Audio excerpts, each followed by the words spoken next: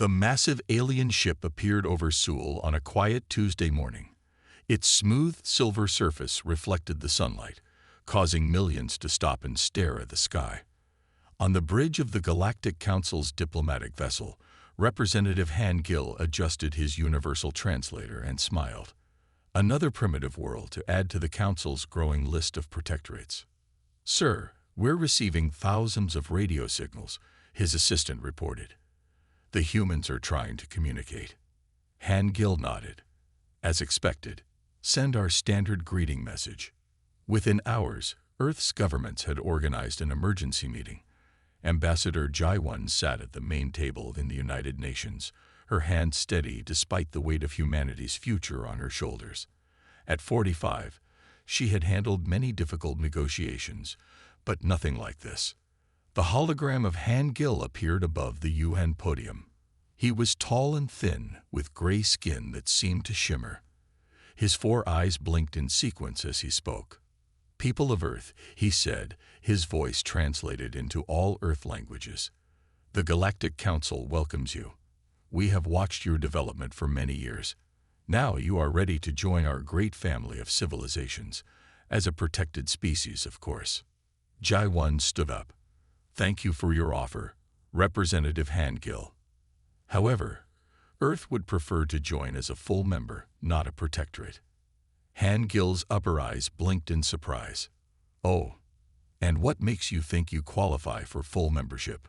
"We have developed space travel, clean energy, and are making progress in many scientific fields," Jaiwan replied.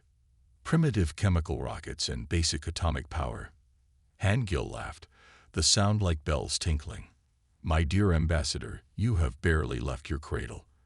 The Council's smallest ships could destroy your entire military in minutes." The threat wasn't subtle. Jaiwan kept her face calm, but her hands tightened under the table. "Perhaps we could discuss a trial period," she suggested. "Allow Earth to prove its worth." Han Gil's 4 eyes narrowed. "The Council has rules, Ambassador. Worlds either qualify for membership or they don't. Earth does not. Accept our protection, or—" He left the threat hanging. In the back of the room, a young Korean military officer named Taiwan quietly recorded everything. His small tablet connected directly to a hidden facility deep in the Korean mountains. There, Chief Engineer Song Min watched the meeting with growing concern. "They're not here for diplomacy," Song Min muttered, turning to look at the massive shape taking form in the underground dock. "They're here to take over." The next few days proved him right. More Council ships appeared in orbit. They didn't attack, but their message was clear: resist and face destruction. Jaiwan tried everything she knew. She offered trade deals, cultural exchanges, and technology sharing agreements. Han Gil dismissed them all with the same patronizing smile. "You don't understand your position," he told her during their final meeting. "The Council protects primitive species from themselves. We will guide your development. Use your resources wisely. And in a few centuries, perhaps your grandchildren might qualify for citizenship." "And if we refuse?" Ji-won asked. Han Gil's smile vanished. "Then we will protect you from yourselves more directly." That evening, Ji-won sat in her office, looking at the alien ships visible through her window. Her secure phone rang. A call from the hidden mountain facility. "The Council's ships are moving into position," Ta-won reported. "They're preparing for a show of force." "But Ambassador, Project Dawn is ready." Ji-won closed her eyes. They had hoped to keep their true capabilities secret longer, to learn more about the Council. But Han Gil's arrogance had forced their hand. "How long until the Thunderbolt can launch?" she asked. "Captain Dahai says 6 hours. Should I give the order?" Jae-won looked again at the alien ships, their arrogant presence an insult to human dignity. "Yes," she said. "It's time to show the Council that humanity won't bow down so easily." As she ended the call, a small smile crossed her face. Han Gil and his Council were about to learn that appearances could be deceiving. Deep in the mountains, humanity's first true battleship was awakening. And soon, The aliens would learn what humans were truly capable of. The real first contact was about to begin. Deep beneath the Korean mountains, Chief Engineer Song Min walked through the massive underground dock. His footsteps echoed off the metal walls as he approached humanity's greatest secret, the KES Thunderbolt. The ship was beautiful, nearly a kilometer long. Its black hull absorbed light rather than reflected it. Unlike the smooth, round shapes of Council ships, the Thunderbolt had sharp angles and hidden weapon ports. It looked like what it was, a predator waiting to strike. Status report, Song Min called out to his team. Engine core at 98% efficiency, replied his assistant. The new fusion system is working better than expected. Song Min smiled. The aliens thought humans only had primitive atomic power. They didn't know that Earth scientists had secretly captured a damaged Council scout ship 5 years ago. That single ship had taught them so much. Chief. A young technician ran up, holding a tablet. Captain Dahai has arrived. Song Min turned to see a woman in a black uniform walking toward him. Captain Dahai moved with the confidence of someone used to command. At 38, she had risen quickly through the ranks, chosen specifically to lead this mission. Impressive, Dahai said, looking up at the ship. Very different from the plans I saw last month. We made some improvements, Song Min explained. The Council ships in orbit gave us new data. Their shields have a weakness we can exploit. They walked together into the ship. The corridors were well lit and spacious, designed for efficiency. Crew members saluted as they passed, everyone moving with purpose. The bridge is my favorite part, Song Min said proudly, leading the way. The bridge was a marvel of human engineering. Instead of the minimal controls used by Council ships, it had both physical and holographic interfaces. The captain's chair sat in the center, surrounded by workstations. Council ships rely too much on AI, Song Min explained. They've forgotten the value of human control. Our system combines both. How long until we're ready? Dahai asked, sitting in her chair to test the controls. Before Song Min could answer, an alarm sounded. Lieutenant Ta Won's face appeared on the main screen. Captain, Chief, you need to see this, he said. The Council ships are moving into attack positions. They're tired of waiting for Earth's surrender. Dahai stood up. How long do we have? Hours, maybe less. Ambassador Jai-Wan is stalling them. But then we launch now, Dahai decided. She turned to Song Min. Can we do it? The engineer looked around at his life's work. The ship wasn't fully tested, but yes, we'll need 20 minutes to power up the core. Dahai nodded and pressed a button on her chair. All hands, this is the captain. Report to battle stations. This is not a drill. I repeat, this is not a drill. The dock burst into activity. Crew members ran to their posts. Engineers made final checks. In the engine room, the fusion core hummed to life, its blue glow growing stronger. Weapons check, Dahai ordered. Rail guns online, reported the weapons officer. Plasma torpedoes ready. Shield generators at full power. Song Min worked at his station, monitoring the power systems. Each one showed green. The Council thought humans were stuck with chemical rockets and simple computers. They were about to learn how wrong they were. Core at full power, Song Min announced. All systems ready. Dahai stood in the center of her bridge. Opened the mountain doors. High above them, massive doors built into the mountainside slowly opened. Sunlight poured into the dock for the first time. Releasing dock clamps, called out the control room. You are clear for launch. Dahai took a deep breath. Humanity has hidden long enough. It's time to show the Council who we really are. She pointed forward. Launch the Thunderbolt. The ship's engines ignited with a deep rumble. Anti-gravity generators lifted the massive vessel. Slowly at first, then with growing speed, the Thunderbolt rose from its secret dock. In orbit, Council ships detected a massive power surge from Earth's surface. Alarms blared as their sensors tried to understand what they were seeing. The Thunderbolt burst from the mountain's cover, its black hull gleaming in the sunlight. It rose through the clouds, climbing faster than any human ship was supposed to move. Humanity's greatest secret was about to meet the galaxy, and nothing would ever be the same. Lieutenant Ta-1 sat in his dark office, surrounded by glowing screens. As Earth's top codebreaker, he had spent weeks trying to crack the Council's secret communications. Tonight, he finally succeeded.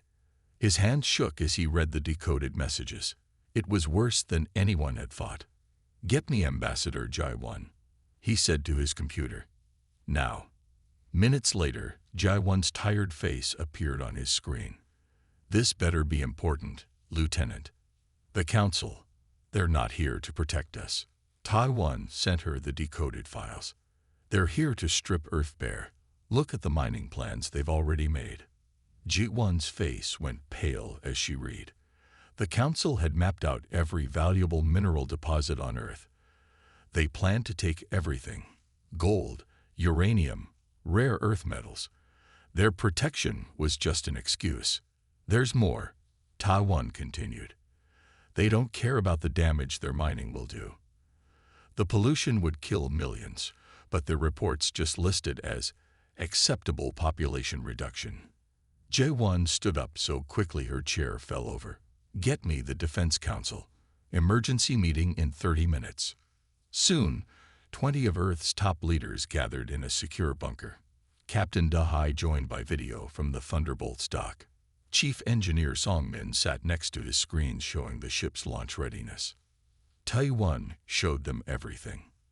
The Council's real plans, the mining operations, the casual way they discussed killing humans. "They're waiting for us to surrender," Jai-1 said. "Once we do, they'll start stripping our planet immediately." "The Thunderbolt is ready," Dahai reported. "We can launch as soon as you give the order." One of the generals spoke up. "If we reveal our true technology level, there's no going back. The Council might call in their whole fleet. If we don't act, there won't be an Earth to defend," Jai-1 replied. She turned to look at each person in the room. "We built the Thunderbolt for exactly this moment. I say we use it." They voted. The decision was unanimous. Launch the ship. In orbit, Representative Hangill was getting impatient. He paced on his ship's bridge, 4 eyes blinking in annoyance. "Send another warning shot," he ordered. "Hit one of their empty cities this time." His weapons officer hesitated. "Sir, that would kill thousands." "They're primitives," Hangill snapped. "A few less won't matter.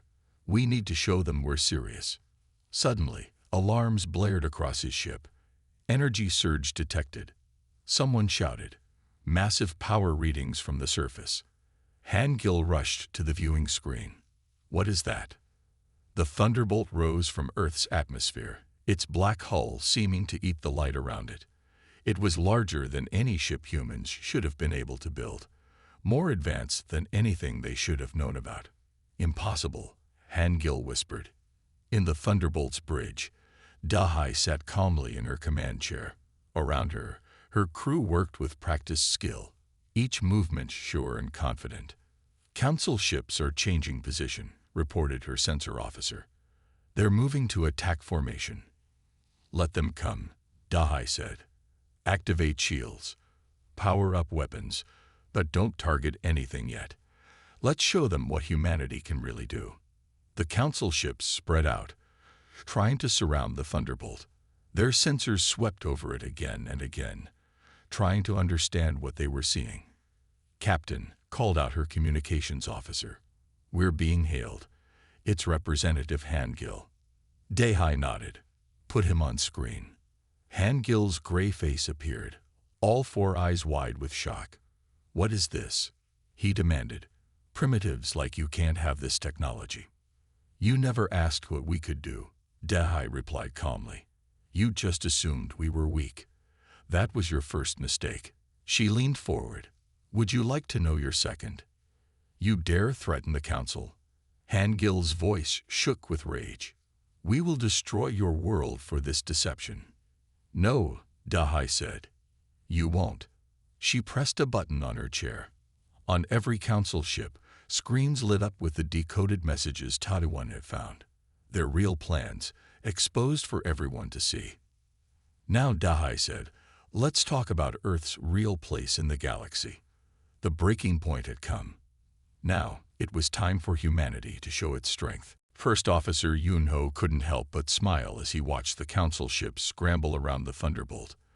Their neat formation had broken apart like scared fish seeing a shark. They're talking to each other like crazy, he reported, listening to their communications. Most of their crews have never seen anything like our ship. Captain Dahai nodded. The Thunderbolt hung in space like a dark shadow, its black hull making it look more like a hole in space than a ship. Next to the shiny, silver council vessels, it looked like a predator among prey. Their sensors are going wild, Chief Engineer Songmin said from his station.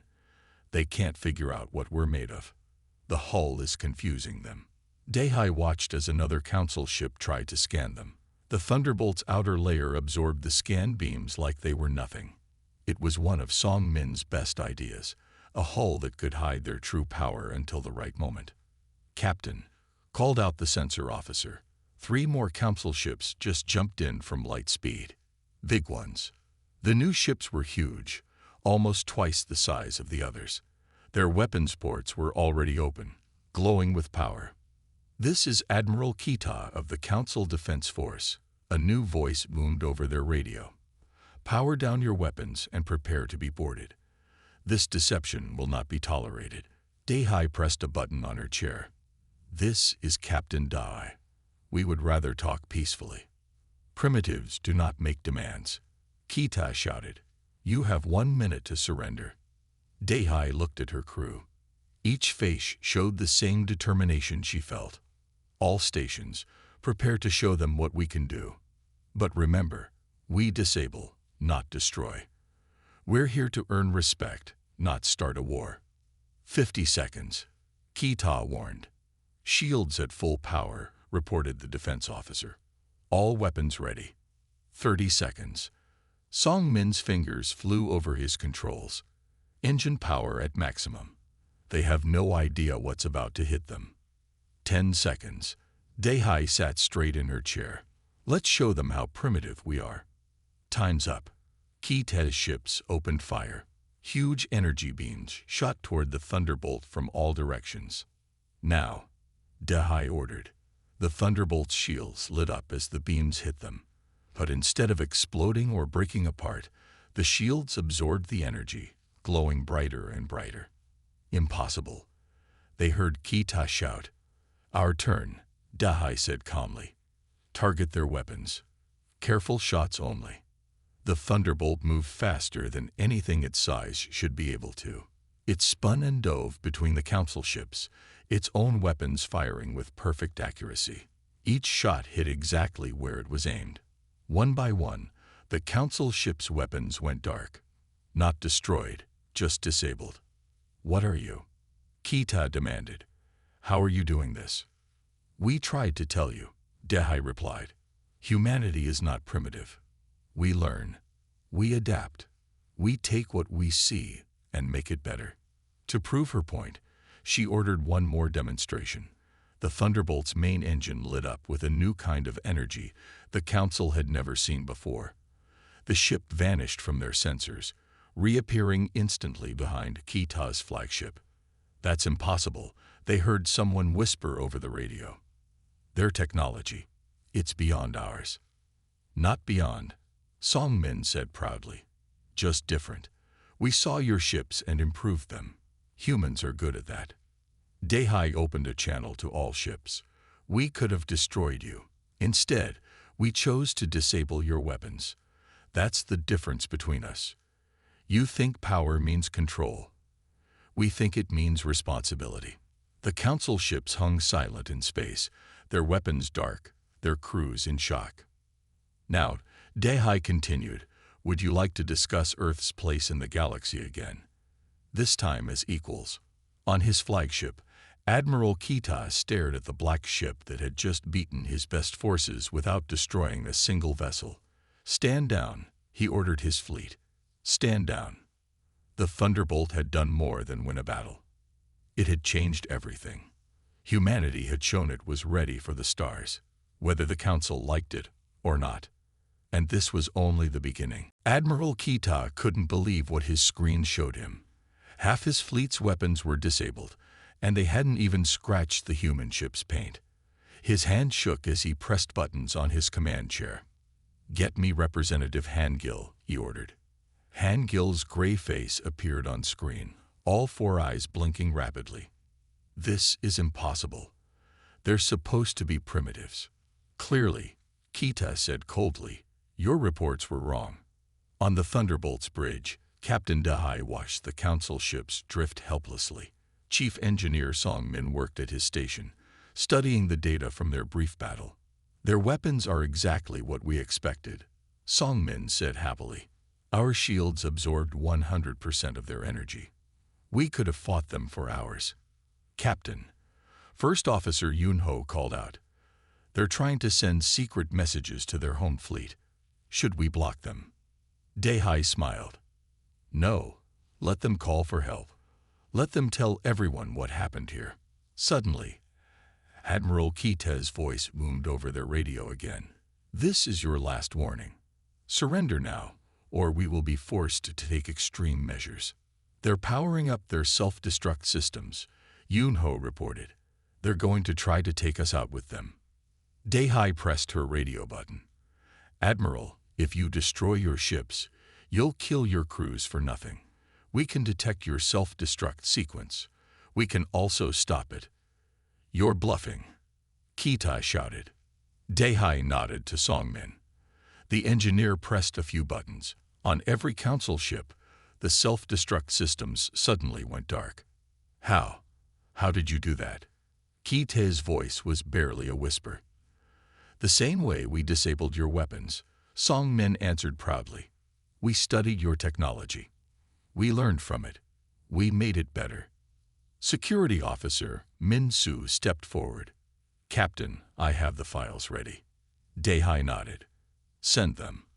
Every screen on every Council ship lit up with proof of their secret plans, the mining operations that would destroy Earth, the casual discussions about acceptable human deaths, the lies they had told their own people about Earth being primitive. "These messages are fake," Hangill shouted, but his voice shook. "Your own coding proves they're real," Minsu replied. "And now every ship in your fleet has seen them.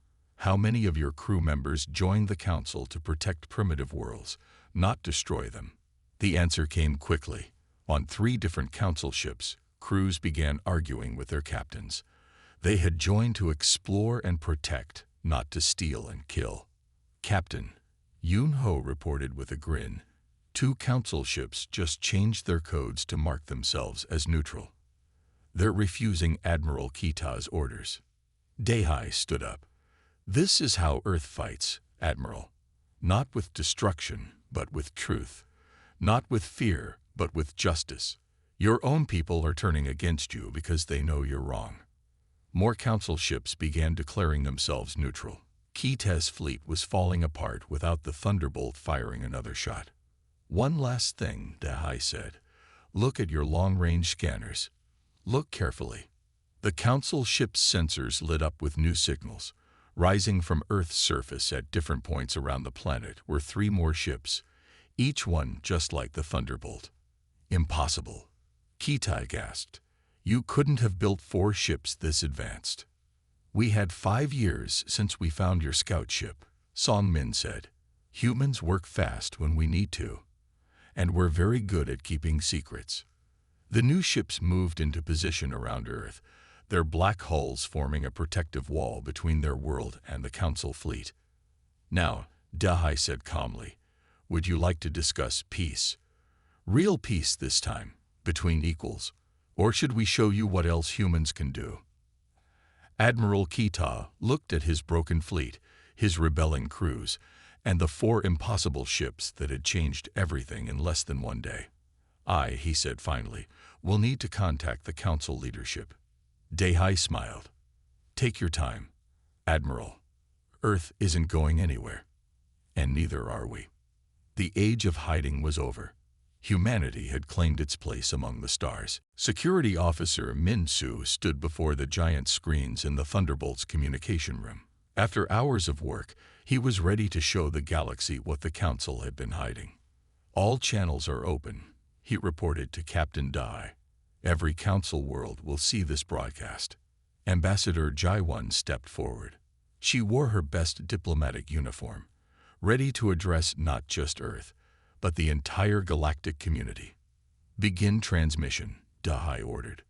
Jaiwan's face appeared on millions of screens across thousands of worlds. "People of the Galactic Council, I speak to you from Earth. For years, your leaders have told you we are primitives who need protection. Today, we show you the truth." Min Su started playing the evidence. First came the secret files about Earth's resources, the plans to strip the planet bare, the casual discussions about acceptable human deaths. "But that's not all," Jaiwan continued. "Earth was not the first. Look at what they did to others." More files appeared, planet after planet where the Council had done the same thing. Worlds stripped of resources, species reduced to poverty, all in the name of protection. On the Council's capital world, the High Council chambers erupted in chaos. Leaders shouted and argued as the truth about their secret mining empire was exposed. "Turn off that transmission," High Councilor Pak demanded. "We can't," a technician replied. "Their signal is too strong. Everyone is seeing this." Back on the Thunderbolt, Captain Dahai received an urgent message. "More Council ships are jumping in," Yun-Ho reported. But these ships were different. They carried the flags of individual Council worlds, not the Central Fleet. Their captains immediately broadcast their support for Earth. "The Thunderbolt showed us the truth," one captain declared. "We stand with Earth against this corruption." Admiral Kita watched helplessly as his fleet grew smaller. More and more ships were declaring themselves independent, refusing to follow Council orders. "This is your fault," Representative Hangill screamed at his view screen. "You've destroyed everything." "No," Dahai replied calmly. "You did that yourself. We just showed everyone what you were really doing." Chief Engineer Song Min worked quickly at his station. "Captain, I'm detecting weapons charging on the loyal Council ships. They might try something desperate." Dahai nodded. "Activate Defense Pattern 3. The 4 Earth battleships moved in perfect formation. Their black hulls seemed to absorb light as they surrounded the remaining Council ships. "You have a choice," Dahai broadcast to all ships. "Stand down and help us build a better galaxy, or fire and prove to everyone that we're right about you." On his flagship, Admiral Kita faced a crew that no longer trusted him. His weapons officers refused to fire. His engineers walked away from their stations. "It's over," First Officer Yun-Ho reported with a smile. "The Council fleet is standing down." Ambassador Jaiwan stepped forward again. "People of the galaxy, Earth does not want war. We want peace, real peace, not control hidden behind pretty words. We want trade that helps both sides, not theft disguised as protection." The response was immediate. Dozens of worlds began broadcasting their support. Many had suspected the Council's corruption, but had been too afraid to speak up. Now, with Earth showing strength and mercy at the same time, they found their courage. "Captain," Min Su called out, "you need to see this." The main screen showed Council ships all over the galaxy changing their colors. The Council's control was breaking apart system by system. "We didn't just change Earth's future," Jaiwan said quietly. "We changed the galaxies." Dahai looked at her crew, humans who had trained for years in secret, preparing for this moment. They had hoped to protect Earth. Instead, they had freed the galaxy. "Send a message to Earth," she ordered. "Tell them Operation Dawn was a success, and tell them to prepare for visitors." She smiled. "I think a lot of worlds will want to talk to us now." The Council's power was broken. In its place, something new was forming. Something better, and humanity would help build it. In the darkness of space, The Thunderbolt's black hull gleamed with promise. The message had been delivered. The truth was out. Now, the real work could begin. 1 month after the Thunderbolt's first appearance, Earth had changed completely. Ships from 100 different worlds filled the sky, their crews eager to meet the humans who had exposed the Council's lies. Ambassador Jai-1 stood in the new Galactic Embassy in Seoul, looking out at the alien ships of all shapes and colors. The building itself was a symbol of change, built in just 2 weeks using technology from 10 different worlds. The latest report, Ambassador, her assistant said, handing her a tablet. Jai-1 smiled as she read. 40 more worlds had left the Council today. The corrupt organization was falling apart faster than anyone had expected. In orbit, the Thunderbolt patrolled calmly. Captain Dahai sat in her command chair, watching ships from across the galaxy come and go peacefully. "It's strange," First Officer Yunho said. "A month ago, we thought we'd have to fight to protect Earth. Instead, we made more friends than we ever imagined." "Humans are good at making friends," Dahai replied. "We just needed the chance to show it." Chief Engineer Song-min rushed onto the bridge, his eyes bright with excitement. "Captain, you need to see what the Centauri engineers showed me. Their power systems are amazing." That was another change. Alien scientists and engineers were sharing their knowledge freely now. Without the Council's restrictions, technology was spreading fast. "More ships requesting permission to land," reported the communications officer. "These are from the Orient systems. They want to discuss trade agreements." Dahai nodded. Earth's position had changed so much. Now, instead of being seen as primitives, humans were respected for their creativity and honor. The way they had won without destroying their enemies had impressed many worlds. In his mountain lab, Song-min worked with engineers from 20 different species. They all brought different ideas, different ways of thinking. Together, they were creating things none of them could have made alone. "Humans look at problems differently," a tall alien engineer said. "You find solutions we never thought of. It's why the Council feared you." Ambassador Jai-1's next meeting was with former Council worlds. They wanted to create something new, an alliance of equals, where every world had a voice. "Earth should lead this," one alien diplomat said. "You prove you have power, but choose to use it wisely. That's what the galaxy needs now." Even the Council ships that had surrendered were changing. Their crews chose to stay, wanting to learn the human way of doing things. "We joined the Council to explore and help others," a former Council captain told Dahai. "Now we can finally do that." Security Officer Min Su had a new job too. Worlds across the galaxy wanted to learn how Earth had hidden its technology so well. He taught them about protecting their secrets while staying honest with their friends. "The trick," he explained to a group of alien security chiefs, "is knowing the difference between secrecy and lies. Earth kept secrets to protect ourselves, but we never lied about who we are." Admiral Kitai and Representative Han-Gil faced justice for their crimes. But instead of punishment, Earth suggested they work to rebuild the worlds they had helped destroy. It was another human idea that surprised and impressed the galaxy. "Revenge is easy," Jai-1 told them. "Making things better is harder, but worth it." The Thunderbolt remained Earth's symbol to the galaxy. Its black hull still inspired awe, but now it meant something different. It showed that power didn't have to corrupt, that strength could serve justice. Captain Dahai looked at her crew, human and alien working together. "Send a message to all ships in the system," she ordered. "Earth welcomes you as equals and friends. Together, we can build something better than the Council ever imagined. The stars don't belong to any one species. They belong to all of us." As she finished speaking, ships across the system flashed their lights in agreement. The galaxy was changing, becoming more open, more fair, more free. And it all started because humans refused to be called primitive, because they built a ship in secret, waited for the right moment, and chose wisdom over war. The age of the Council was over. The age of cooperation had begun, and humanity was ready to help lead the way.